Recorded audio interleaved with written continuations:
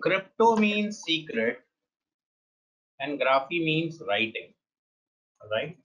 This is the full form of cryptography. So in cryptography, you will do what? You will try to transfer the message or any data in such a way that it is intact and confidentiality will be maintained. The first cryptography is first said to have been used by Julius Caesar. He used to do what? He used to use certain kind of methods to write the secret messages and then deliver it to the journals. All right. Later on, with the advancement of the technology, guys, cryptography has become very advanced. All right. We have so many methods now in cryptography. We have encryption, encoding, hashing, certificate, all right, all those kind of. Okay, so this is about cryptography. But before starting the session, guys, let me tell you one thing that is very important. That is, you know that cryptography played a very important role during the World War II. Cryptography played a very, very crucial role. If cryptography would not have been there, the you can say the whole picture of the world would have been different. Today, Germany would have been the, you can say, the most powerful nation in the world. But what happened is, I'm going to explain you. See, the thing is, during World War II, Germany was advancing forward, and Germany was having all the latest tool techniques. All right, everything. The Allied forces, that is the forces of, we can say, nations, they came together and they start fighting with Germany. But even after their efforts, they were not getting success. All right. Why they are not getting success? Because Germany used to do what? They used to transfer the messages using a machine that is Enigma. It was an encrypting machine. It was so powerful that even the Allied forces were getting the messages. They can intercept the messages, but they were not able to decrypt it. And because of that, they were losing the war. So what happened, guys? During that time, there was a guy with the name Alan Turing. Those who have done their engineering, they know this person, right? So Alan Turing was the guy. They hired Alan Turing, the Allied forces. They hired Alan Turing, and Alan Turing, along with his team, he developed a very powerful decryption machine. This was the machine that was able to decrypt the past, the encryption that was being done by Enigma.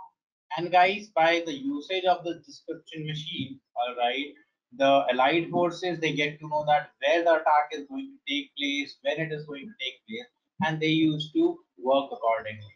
And only because of this thing, the whole world war, all right, the course of the whole world war changed. That is what I want to explain you. That cryptography is what it is, very, very powerful. Okay? Cryptography, we are going to discuss the following things, guys.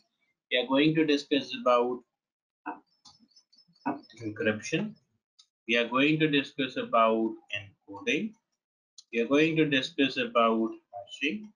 We are going to discuss about digital signatures. We are going to discuss about PKI, all right, in which we have the components that is CA, we have RA, we have VA. All right. Apart from that, we are going to discuss about digital certificates. We are going to discuss about crypto attacks. So these are the things that we are going to discuss in this particular section. All right. Just over there.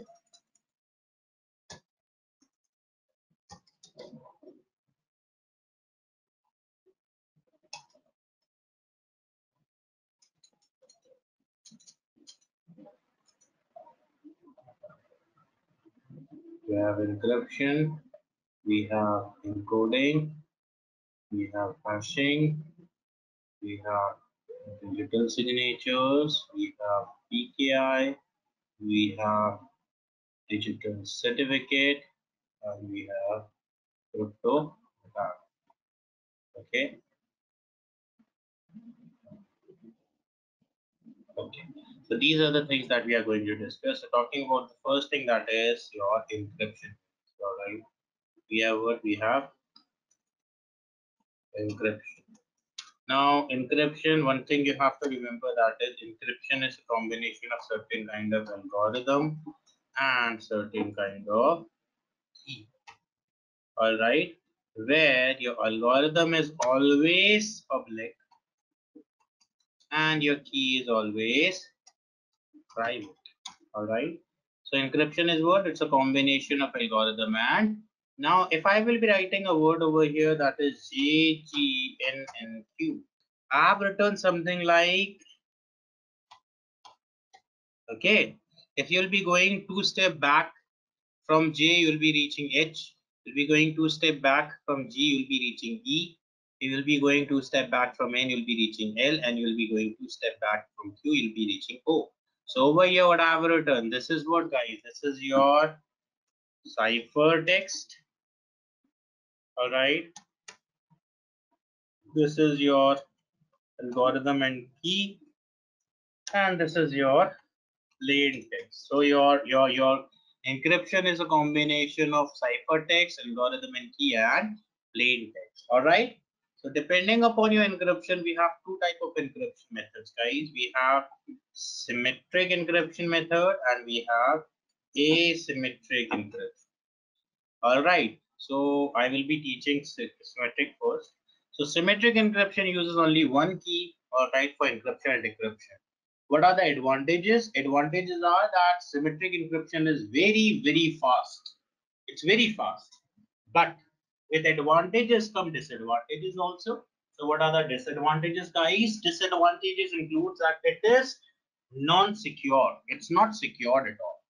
All right. So some example of symmetric encryption includes your AES, your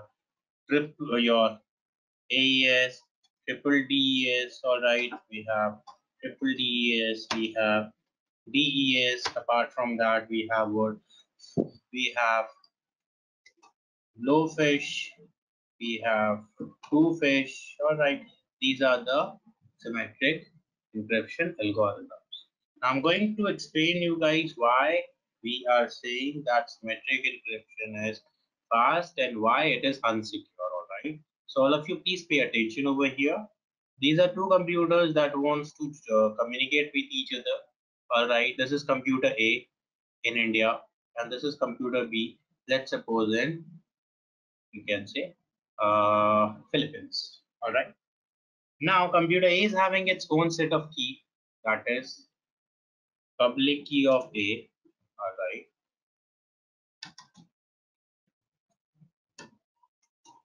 And computer B is having his own set of key, that is public key of B. Now guys, what happens is whenever two computer wants to communicate with each other, all right, the key get exchanged. So public key of B will be shared with A, all right, and public key of A will be shared with B, right? Okay. Now guys, computer A wants to write a message. Let's suppose he wants to write hello. All right, he wants to write a message that is hello. So what computer A will be doing? He'll be writing a message and then he will be encrypting this particular message using the public key of B. All right, and then this message will be transferred to B, where B will be using his own public key to decrypt the message. Since one key is used for encryption and decryption, that's why it's very fast. But why it is unsecure? See guys, how these computers are communicating with each other over the internet. How? Computer A is in India, computer B is in, you can say, you can say other place. All right. So how they are communicating with each other? There is what? There is internet between them, right? Internet is considered as very weak mode of communication. It is not secure at all. So guys, they are sharing their public key, you can say, and the message over the internet. So anyone, let's suppose Mitzi or Sharif, all right, they are the hackers. So they will be doing what, guys? They will be easily intercepting the packets traveling over the network, right? So attacker will be having the access of the following things, that is he'll be having the access of public key of A, he will be having access of public key of B, and also he is having the data that is encrypted. So guys, he can easily decrypt this data, right, by using any of these keys. That is the reason symmetric encryption is very, very unsecure, because the keys are being shared over the net, and internet is not considered as secure mode of communication. In asymmetric encryption, two kind of keys are used. One is used for encryption and second is used for decryption. Public and private. Public key are always shared between the parties, but private key are never shared. That is the reason asymmetric encryption is very, very secure. That is the advantage. But as I told you, with advantage come disadvantages also, guys. So what is the disadvantage? Disadvantage includes that it is very, very slow. Very slow. Asymmetric encryption is very slow. And that's why practically it is impossible. So example of asymmetric encryption includes RSA. All right, we have RSA, we have Diffie-Hellman, we have elliptic curve. All right, these are the examples of your asymmetric encryption. Now I'm going to explain you how asymmetric encryption is, you can say, very secure, and how it's very slow. So again, taking the example of two computers, computer A, that is in India, right? Computer A, that is in India, and computer B, that is again in, you can say, US. Let's suppose this time. All right, this is computer A, this computer B. Okay, computer A is having its own pair of keys, that is, it's having private key of A, and it's having public key of A. All right, two set of keys. Okay. Similarly, computer B is having two pair of keys. That is, it's having, you can say,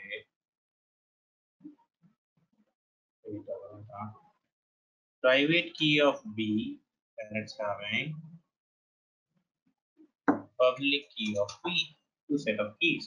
As I told you, both the computers are far apart.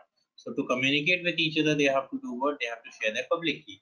So public key of B will be shared with A, and public key of A will be shared with B. All right. Public key of A will be shared with B.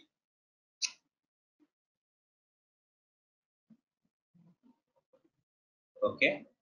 Now, guys, computer A wants to send a message to computer B. The message is hello again. All right. The message is hello. So, what computer A will be doing? Now, over here, your concept related to digital signature will also be cleared. All right. So, computer A will be doing what? He wants to send a message to computer B. The message is hello. So, before sending this message, he will be calculating the hash of this message. All right, using hashing algorithms, MD5, SHA, any of these algorithms, he will be calculating the hash of this message. And then what he'll be doing is he will be encrypting this hash with its own private key. Right. Please pay attention to the colors. Private key of A, I have had, you can say, encrypted this hash. And with the public key of B, I am encrypting this particular message. All right. And before sharing this message altogether, again, this complete message will be encrypted with public key of B. All right. So guys, over here, this hash that is encrypted with the private key of the sender is known as digital signature.